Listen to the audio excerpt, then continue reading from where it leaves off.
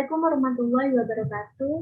Kali ini saya akan membuat tutorial menggunakan SPSS dengan kita mulai terlebih dahulu dengan cara memasukkan data-data yang kita akan uji terlebih dahulu. Kita lihat di sini sudah di bagian pengisian data atau variable view.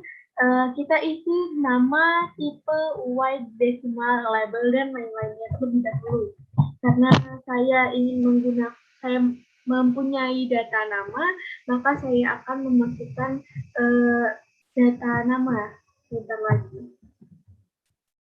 Masukkan saja yang pertama adalah misalnya nama mahasiswa.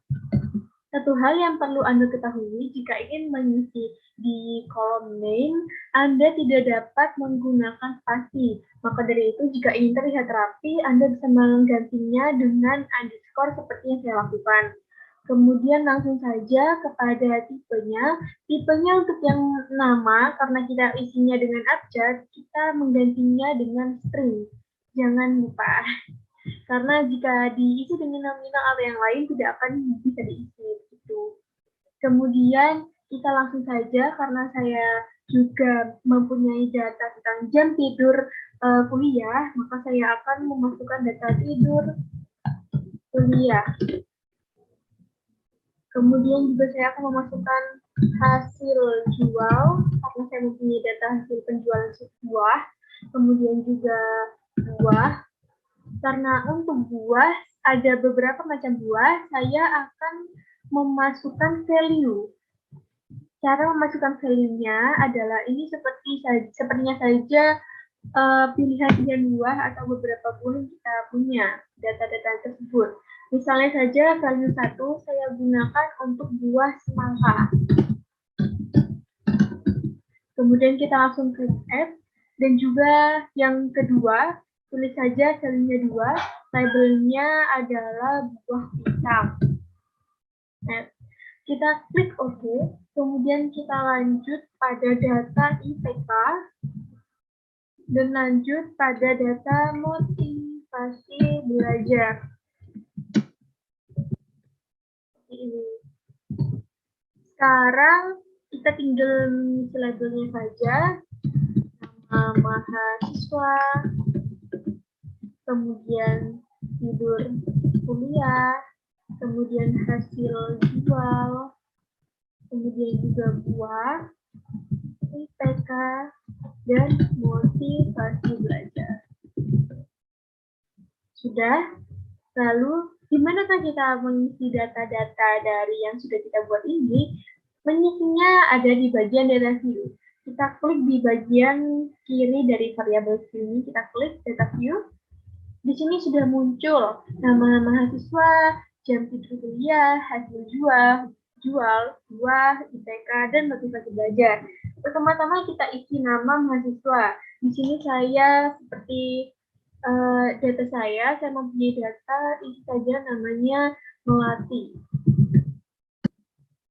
Kemudian jam tidur kuliahnya isi saja 8 jam. Kemudian hasil penjualan buah dari data saya terdapat 76 buah untuk buah semangka ataupun buah pisang, 1 atau 2. Di bagian buah, karena kita sudah membuat value 1, 2, dan nanti yang Anda buat seterusnya, lalu kita memasukkan di sini hanya angkanya saja. Kemudian IPK-nya misalnya 27,5. Dan motivasi belajar, kita masukkan saja data motivasi belajar adalah 50% atau 50. Demikianlah cara mengisi data. Kita langsung saja berlanjut pada penggunaan fitur-fitur SPSS. Karena saat ini saya sudah memiliki data yang sudah saya siapkan sebelumnya, dan teman-teman juga kalau ingin menggunakan SPSS bisa mengisi data-data yang terlebih dahulu seperti yang saya lakukan. Yang pertama kali akan saya uji adalah one sample t-test. Untuk one sample t-test, saya akan menggunakan jam tidur. Pertama-tama yang kita harus klik adalah analyze, kemudian compare means, kita klik yang one sample t-test. Kita klik one sample t-test, kemudian data yang mana yang akan kita teliti atau kita uji. Kita pilih datanya, kalau saya ingin menguji jam tidur kuliah. Nah, jam tidur kuliah mahasiswa sosiologi Universitas Jember. Kita masukkan tidur kuliahnya, lalu kita masukkan tes value-nya. Saya ingin memasukkan tes value jam tidur kuliah mahasiswa Universitas Jember adalah 9 jam. Lalu kemudian kita langsung saja klik OK. Nah, sekarang saya akan beralih kepada share screen untuk output dari SPSS-nya. Sudah tampil, sudah terlihat. Sekarang ini adalah hasil dari one sample t-test-nya. Kemudian kita membaca dari mean atau rata-rata dari jam tidur kuliah mahasiswa sosiologi adalah 7,71. Kemudian kita langsung saja kepada one sample t-test-nya. Kita lihat seek to tell. Di sini seek to tell-nya adalah 0,00 yang artinya dia di bawah dari 0,05, maka H1 atau hipotesis kerja diterima dan H0 ditolak. Maka kesimpulannya dengan demikian kita dapat mengartikan bahwa test value-nya tidak sama dengan data yang kita masukkan tidak sama dengan hipotesis value-nya. Seperti itu. Kemudian kita lanjut saja kepada tutorial yang selanjutnya. Tutorial selanjutnya saya akan menggunakan fitur dari SPSS yang lain yang sangat membantu juga tentunya adalah fitur Independent Sample T-Test. Caranya sama, kita klik Analyze, lalu kita ke bagian Compare Means, kemudian kita lihat di sini ada Independent Sample T-Test di bawah sampel test yang sudah kita coba sebelumnya, kita klik saja. Kemudian perlu diketahui bahwa Independent Sample T-Test digunakan untuk menguji beda nyata dari dua variabel.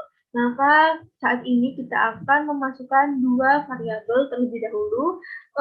Saya ingin menggunakan hasil jual dari buah-buahan dan juga data buah-buahan yang tadi value-nya sudah kita masukkan, value 1 buah apa, value 2 buah apa, begitu. Kita masukkan pada grouping variabelnya.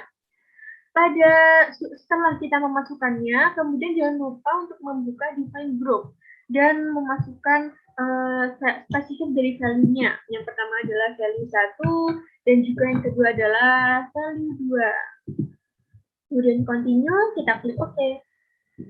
Sekarang saya akan berpindah pada screen yang menunjukkan hasil dari SPSS-nya.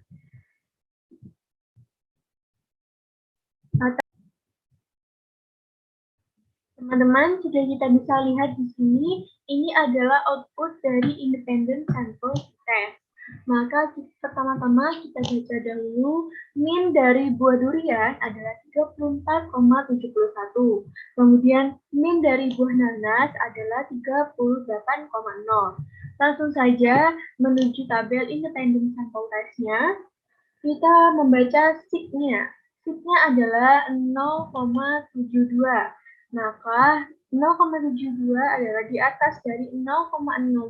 Maka kita membaca yang bagian equal parenthesis assume.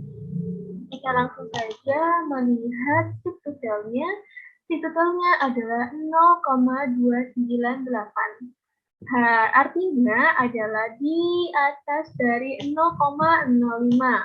Maka untuk di atas 0,05, H1 atau hipotesis kerja ditolak dan H0-nya diterima. Maka jika H1 ditolak, maka tidak ada beda nyata antara hasil penjualan dari buah durian dan juga buah nanas.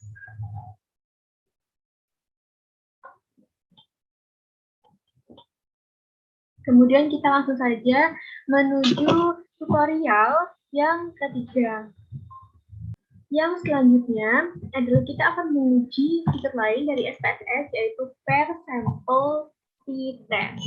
Maka hal yang harus kita lakukan pertama kali adalah kita klik analyze, kemudian kita klik compare means, lalu kita lihat sini yang paling bawah adalah sebelum di atas one way ANOVA ada per sampel t-test. Kita klik, kemudian kita pilih. Perlu diketahui, per sampel t-test digunakan untuk mengetahui apakah terdapat perbedaan antara rata-rata dua sampel yang saling berpasangan atau saling berhubungan. Kemudian kita masukkan terlebih dahulu untuk datanya. Saya ingin menggunakan data sebelum bimbel dan juga sesudah bimbel, atau yang saat ini sebelum mahasiswa melakukan kursus bahasa Inggris dan juga mahasiswa setelah melakukan kursus bahasa Inggris. Kemudian kita langsung masukkan saja variabel 1 sebelum dan variabel 2 adalah sesudah. Kemudian kita klik OK. Kemudian kita beralih pada screen yang menunjukkan outputnya. Sudah bisa kita lihat bersama. Lalu langsung saja kita baca min dari bagian per sampel statistiknya. Kita lihat min dari sebelum melakukan kursus adalah 70,20. Kemudian min dari sesudah kursus adalah 75,8. Kemudian kita lihat per sampel correlation-nya. Per sampel correlation-nya adalah 0,8. Dalam melihat hubungannya, kita terlebih dahulu harus melihat tabel koefisien. Jadi koefisien korelasi lebih tepatnya ya. Jadi korelasinya acu adalah 0,8. Jadi 0,8 itu masuk pada korelasi antar variabel yang sangat kuat. Kemudian kita langsung saja lanjutkan untuk membaca per sampel testnya. Kita lihat stick to tail-nya. Stick to tail-nya adalah 0,00, yang artinya di bawah dari 0,05. Maka H1 atau hipotesis kerja diterima. Jika H1 diterima, maka ada beda nyata antara nilai sebelum kursus bahasa Inggris dan sesudah kursus bahasa Inggris. Sekian tutorial dari SPSS yang sudah saya paparkan. 3 tutorial yang sudah saya jelaskan, semoga bermanfaat. Wassalamualaikum warahmatullahi wabarakatuh.